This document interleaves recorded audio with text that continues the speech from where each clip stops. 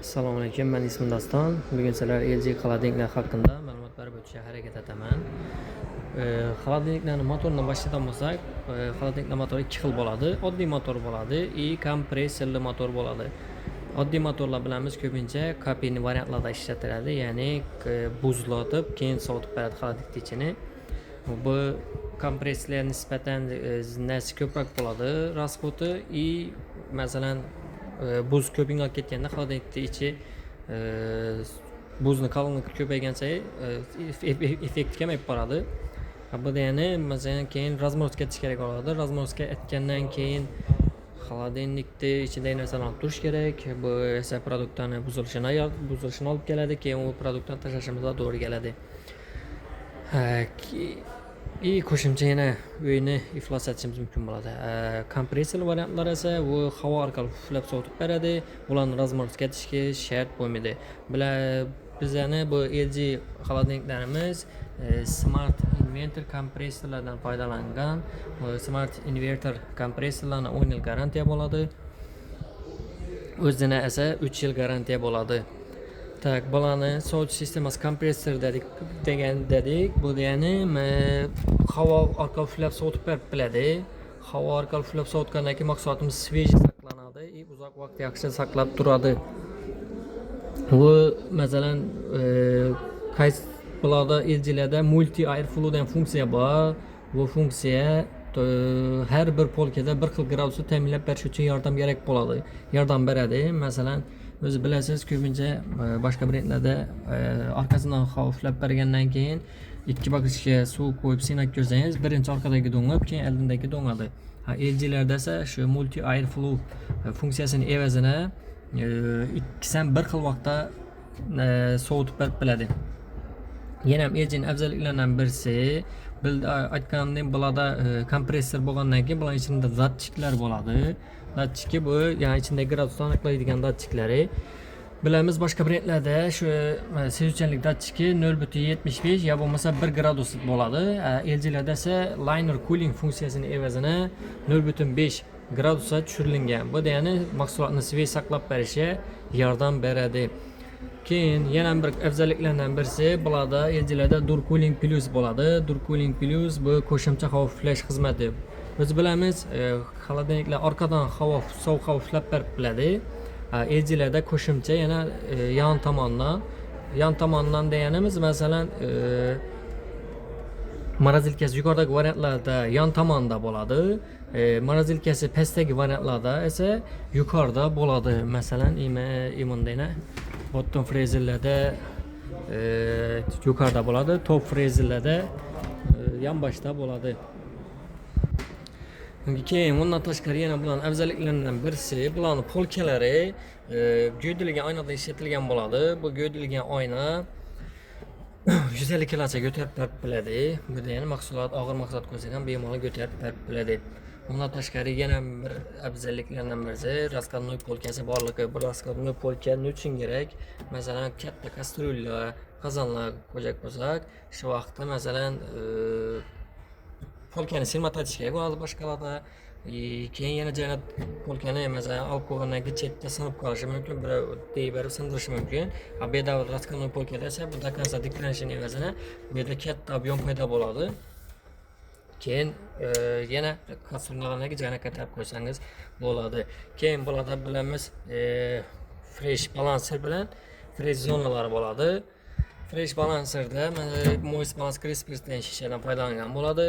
Moist Balance Crispers shishasi bu namlikni taqsimlab beruvchi shisha. Bu degani, masalan, ichida sabzavot qo'ysangiz, bilasiz, ichan ispareniya bo'ladi. Ko'chadan kelib issiq xo'l mevalar, masalan, sabzavotlarni qo'ysangiz, issiqdan kelib xolodilnikka kelgandan keyin ichida ispareniya bo'ladi. Ispareniya bo'lgandan keyin ichidagi yosh namlik o'zini yana tomchi bo'lib qaytib kelsa, pirislashi mumkin bo'ladi.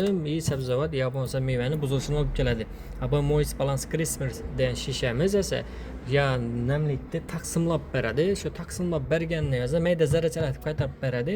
Shunda mahsulotlarimiz sveji uzoq vaqt saqlanib turadi.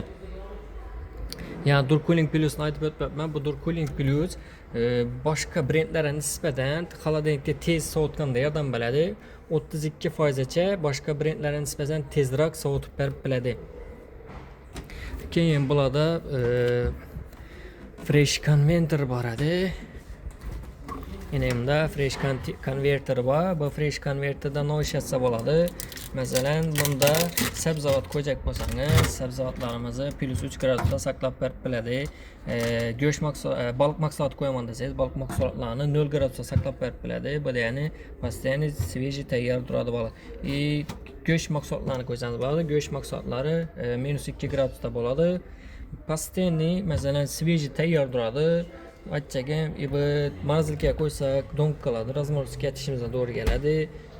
Sifati buzilishi mumkin. Razmorozga ketganda jag'i qizib ketishi narsasida mikrovolnovkadan masalan ya bo'lmasa suvda qo'yib qizdirajak bo'lsak, go'shtni sifati buzilishi mumkin.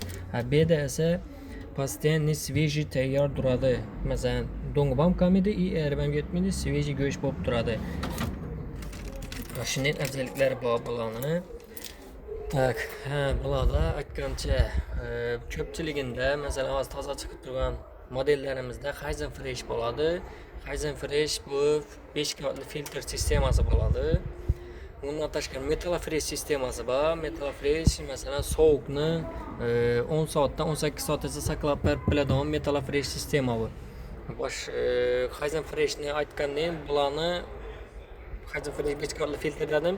Bunun uchun kerak içindeki mahsulotlarni bir-birine urib qolmasligini oldini oladi. Shuning uchun Kaizen Freshdan hozir toza chiqqan 459 509 modellarimizdan foydalanilgan. Yana bularni qo'shimcha ma'lumotlardan yana birisi Kaizen Freshni aytdik-ku, o'sha Kaizen Fresh Plus bo'ladi. Bu Kaizen Fresh ko'rib turamiz, bu Kaizen Freshni o'zi. Kaizen Fresh Plus bo'ladi. Kaizen Fresh Plus'da infrafiolet nurlardan foydalanadi. Bu nima uchun kerak? Shu 5 qavatli filtr sistemani o'zini tozalab turadi. Sabzavotlarning svejiy saqlanishina yordam beradi. Shuning uchun infrafiolet nur afzallik beradi chem Kaizen Freshga nisbatan. Endi Kaizen Fresh ham yaxshi, bu 5 qavatli filtr sistema bir-birini hiddan urmasligini ta'minlab beradi. Arka Kaizen Fresh Plus'da esa filtrni o'zini tozalab berib beradi infrafiolet nur orqali. Ham bularda hozir toza chiqib turgan modellarida hammasida nolaviy zazor bilan jihozlangan. Bu degani masalan mebelni ichine qo'yganda xolodilnikimiz 90 gradusda 00 ochiladi. Ochib beklaganda mebeli deyib ochilishini xalaqit bermang, akkuratni ochiladi. Bundan tashqari Tsinko programmasi orqali boshqarish imkonini beradi. Tsinko programmasi orqali tez sovutish imkonini beradi. O'chirib yoqish, chala tok sarfini bilib turish, narsani ishlash, shu uzoq masofadan boshqarish imkonlarini beradi. Tok sarfini bilib tursa bo'ladi. Bu deyishindagi upravleniyasidan esa sovutish plus minus keyin через Wi-Fi orqali aytgan Tsinko programmasini ulash va bloklab qo'ysa bo'ladi, yosh bolalardan himoya etib. Bu ko'rib turganimiz bottom freezer o'zi boshda aytib o'tmayapman. O'zi LGda 5 xil xolodilnik bo'laradi. Vandur, top freezer, bottom freezer, ki side by side yo'q bizada, French tour bo'laradi. Vandur hozircha bizada chiqarilmaydi. LGda chiqish to'xtatilgan. Bizada основной top freezer, bottom freezer, side by side French tour. Bular nisha farqlimiz. Agar top freezer bo'ladigan bo'lsa, morozinlik yuqorida bo'ladi. Bottom freezer bo'lsa, morozinniki pastda varianti bo'ladi.